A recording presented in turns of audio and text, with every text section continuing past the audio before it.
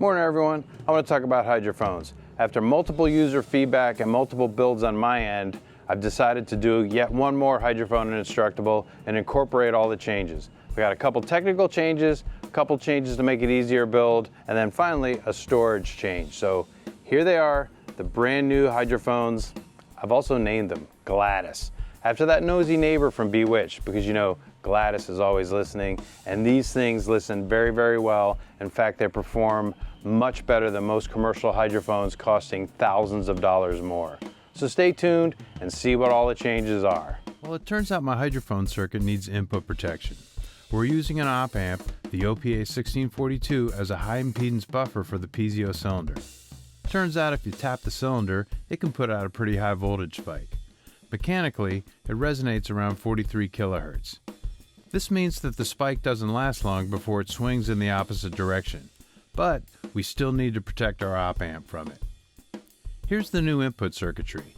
This is common to both the original P48 version and the dual 9V version for use in drop rigs. I added a 1K input resistor in series with a 1 megohm resistor. This is a 0.1% change in overall input level, which is insignificant to what you hear. Next, we come to a pair of Schottky diodes. These do two things different than normal diodes. They conduct much faster, and they start conduction at a lower voltage than a silicon diode. Bueno. So if the input voltage goes above 12 volts DC, the top diode will conduct. If it drops below ground, the bottom one will conduct. Now here's the really cool part. That small 0.1 microfarad capacitor actually has a pretty low impedance at 43 kilohertz, around 37 ohms. This gives our incoming transient somewhere to go. The cool part is if the circuit's not powered at all, the protection circuitry still works and protects the op amp. I had one or two failures when it was not powered on, and I think I dropped the hydrophone or banged it on something. More on that later. Okay, now that we have the protection circuitry out of the way, let's do a quick review of both circuits. The original P48 version has incoming phantom power on pin 2 and 3 of the XLR connector, which we tap off of with a couple resistors. We filter that with a capacitor, actually two capacitors, and then we have a Zener diode regulated to 12 volts DC. Then we have another filter capacitor after a small resistor to get rid of any noise generated by the Zener diode. Now the not so intuitive part. Op amps need a dual voltage power supply to operate properly. We're going to create one with two 47K resistors and the 22 microfarad capacitor. This gives us a virtual ground about 5.7 volts when referenced to the actual ground. Now on to the signal part. We come in from the piezo cylinder and go through our protection circuit previously discussed, and then into the non-inverting input of one of the OPA 1642 stages that is set up as a unity gain buffer. From there, the signal has two paths. First is into a 2.2 k ohm resistor and into the second op amp stage. This one is an inverting stage with a gain set by the 2.2K feedback resistor divided by the 2.2K ohm input resistor, giving us a gain of -1. Now we go to pin 3 of the XLR, while the non-inverted signal goes to pin 2. Both signals couple across a 22 microfarad output capacitor and a 47 ohm resistor, which decouples the op amp. With the exception of the protection circuitry, this is exactly the same as the original hydrophone. Now, the dual hydrophone has two changes on top of the protection circuitry. First is where the 9V battery connects. I've added a reverse polarity protection diode so that if you accidentally touch the 9V battery backwards to the conductor, nothing bad happens. No one would do that, would they? By the way, this circuit can run on around 6.5 volts all the way up to about 30 volts. After that, we're creating a virtual ground just like we did with a single channel hydrophone. The two 47K ohm resistors and the 22 microfarad capacitor provide that. Now we go to our two identical op amp circuits. Our signal comes in and hits the same protection circuitry with the Schottky diodes. Then it goes to a non-inverting gain stage. These have a gain of 1 plus the ratio of the 10K ohm over the 1K ohm resistor, or just under 21 dB. I found that many small recorders with 3.5mm inputs have a pretty high self-noise when operated at high internal gain settings. The OPA 1642 can provide us this gain with minimal noise added. far better than my Tascam DR05X, and even better than my Sony A10. The rest of the output circuitry is similar to the P48 version. We go through a 22 microfarad coupling capacitor to block DC, and then a 47 ohm resistor to decouple the output of the op amp. Both signals go to a 3.5mm audio jack, ready to plug into a recorder. If you're wondering how I tested the circuit, here's a quick demo.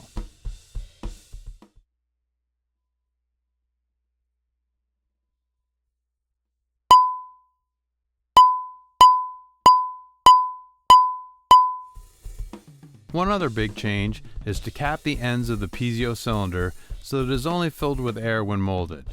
This increases the output signal by allowing the cylinder to compress more with incoming sound waves than it would if it was evenly filled with resin. All we need to do is glue on end caps before casting. This traps an air pocket inside the cylinder. Air is compressible while the resin is not. Thanks to the author of the NOAA article for pointing this out. Next up is the new top piece that seals the top of the cylinder and holds the printed circuit board from molding. It slips right between R10 and R11 on the PCB. The bottom seal is just a 3D printed disc. Like the top, they match the diameter of the piezo cylinder. The top has a slot for the inner wire to pass through. We will seal that with E6000 glue. The wire we are using are short pieces of silicon insulated 24 gauge wire. It's pretty flexible. See the Instructable for details. Solder one to the exterior silver plating and one to the interior. Inner is ground and outer is signal. Let's seal the cylinder. Apply a ring of E6000 to the bottom disc and place the cylinder on top. Let it dry and inspect it. You're looking for 360-degree coverage of the glue. Now do the same with the top seal. This one's just a little more tricky as you have to pass the inner wire into the slot. Once this is done, apply some E6000 to the slot to seal it up. The cool thing here is the resin only has a few minutes to leak before it sets up. Once this is dry, inspect the cylinder. You're looking for obvious leak paths. The other change to the printed circuit board are the placement of the conductors for the cylinder and the diameter of the holes for the wires. This makes assembly so much easier. The ground and signal wires come in from opposite sides to be symmetrical. Connect those and then use a small amount of E6000 glue on the two nubs sticking up and insert the printed circuit board. Let the whole thing dry and then we will test prior to molding. Let's wire them up. Our first step is to put an XLR connector on one end of the microphone cable. Here are the parts. Slide the XLR boot over the cable. Don't forget this. Now let's tin the XLR insert. Prep the end of the mic cable so it looks like this and then tin the wires. Connect shield to pin 1, blue to pin 3, and clear or white to pin 2. Write this down or remember it for when we connect the hydrophone board. After inspecting, assemble the connector. Put the strain relief on the cable and slide it up to the insert and then insert the whole thing into the shell. Slide the boot up and screw it onto the shell assembly. For the hydrophone end, strip off the outer insulation. I use a single edge razor blade. Practice with this if it's your first time. Basically, you want to be able to bend it and have that break the last little bit of rubber. Pull the insulation off and form the internal wires so they line up to the printed circuit board as shown. Shield to pin 1, white to pin 2, and blue to pin 3. Tin the wires and then solder them to the circuit board. Inspect your work. Now let's add the ground wire. Cut a 4 to 6 inch piece of 16 or 14 gauge copper wire. Form a small loop in the wire and then hook it into the shield wire and solder. Here's the finished product. Connect this to a mic preamp and test before embedding. Another change to the project is I'm using a little bit larger mold. This makes it easier to get the cylinder centered and has more height to ensure all the wires are covered with resin. Before molding, lower the assembly into the mold and have it held steady. There are several ways to do this, but it is critical that the assembly not rest on the edge of the mold. Once you have it centered and positioned, it is time to mix the resin. The resin has a part A and a part B, which are mixed together in equal parts and then stirred. Wear nitrile gloves when doing this or some other PPE for your hands. Notice the clarity as we first mix it. As the two parts start to react, two things happen. It gets clearer, and it actually feels a little bit thinner while stirring.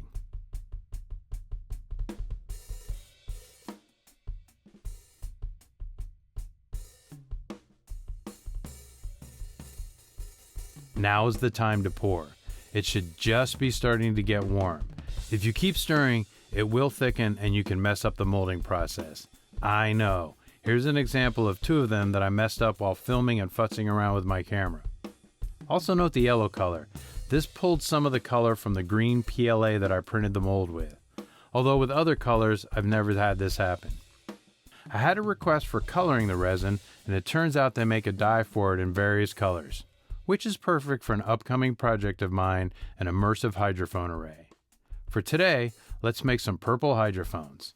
Following the instructions, we're adding a couple drops of the tint to part B of the resin. Thoroughly blend this and then add an equal amount of part A.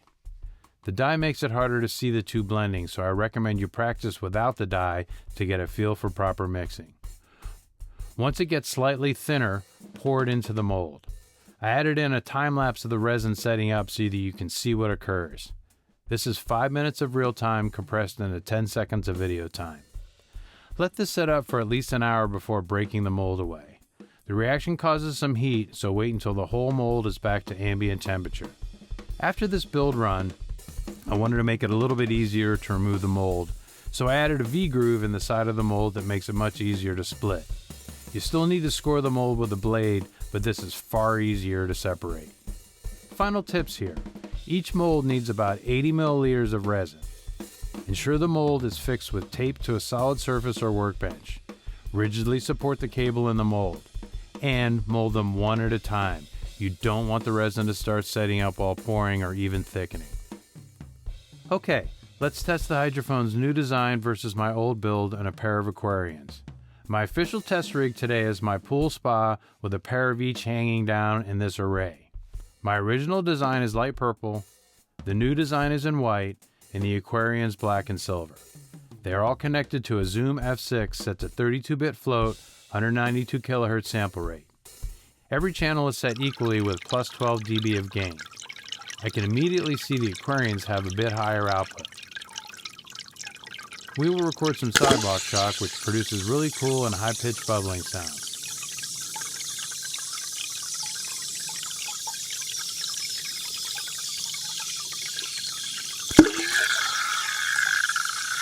I rendered this into binaural using a Sparta plugin in Reaper and mapping out the coordinates of the hydrophone.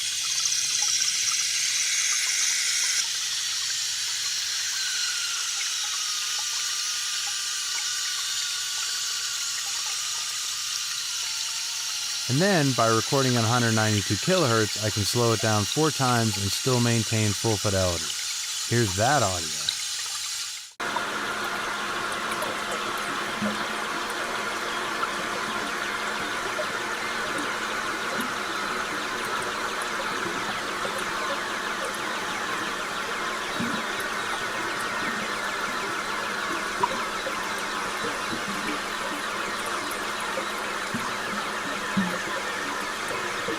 Man, that sounds quite amazing. I cannot wait to build a larger array and go back for the whales next January. Okay, let's look at the overall results. I brought all 3 pairs of audio into Audacity and then normalized the gain.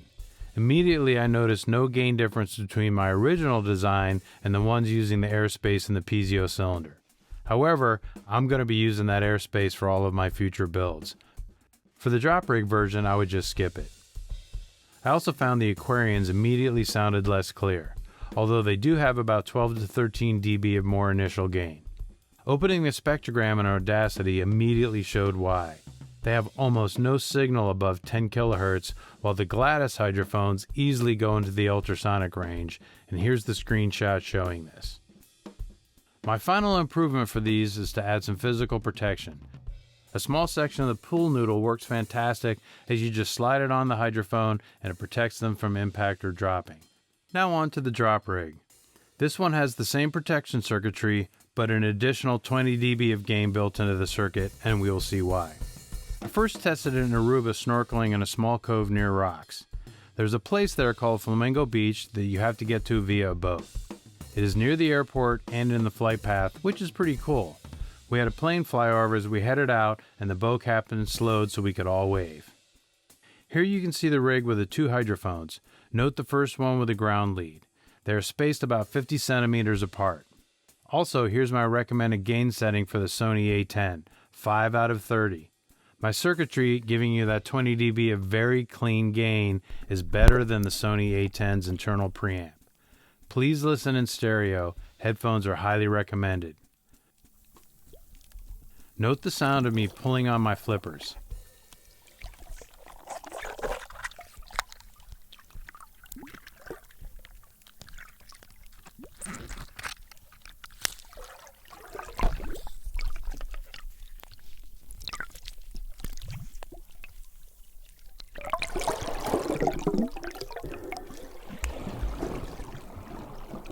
I sync the audio by snapping my fingers under the water, which didn't work too well, although you can hear it. I also banged some rocks together. Note the low frequency response.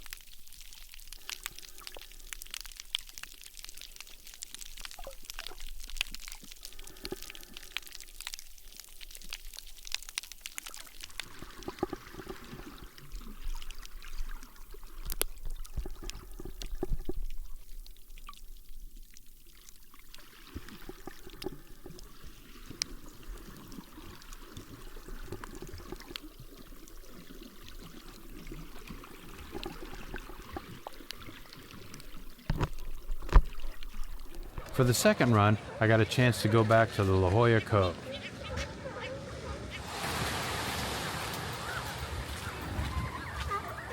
The only change this time is I spaced the hydrophones 1 meter apart.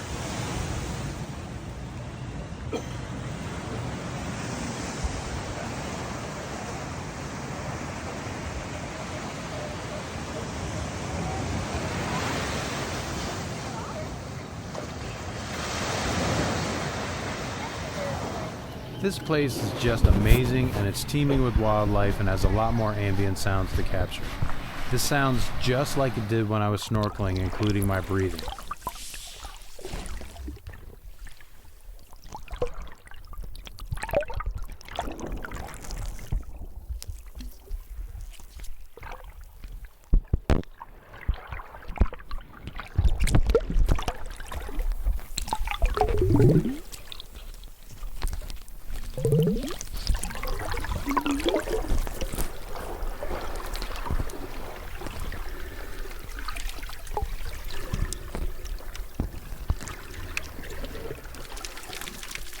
Hey, did you just see that sea lion swim in front of me?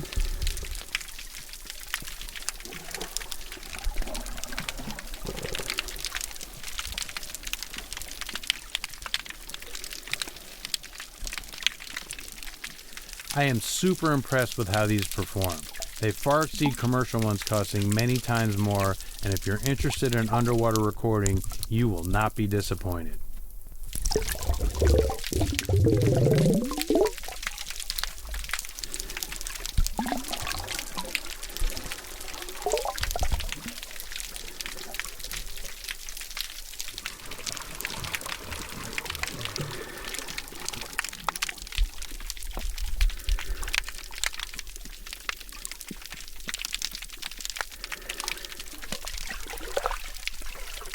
My previous version of hydrophones have been used to record some amazing things.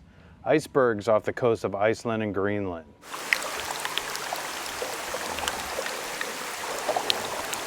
Then I took them off the coast of Hawaii and recorded humpback whales. And finally, I had a colleague off the coast of Colombia on a little island record something called toadfish. Why are they called toadfish? Because they sound like this.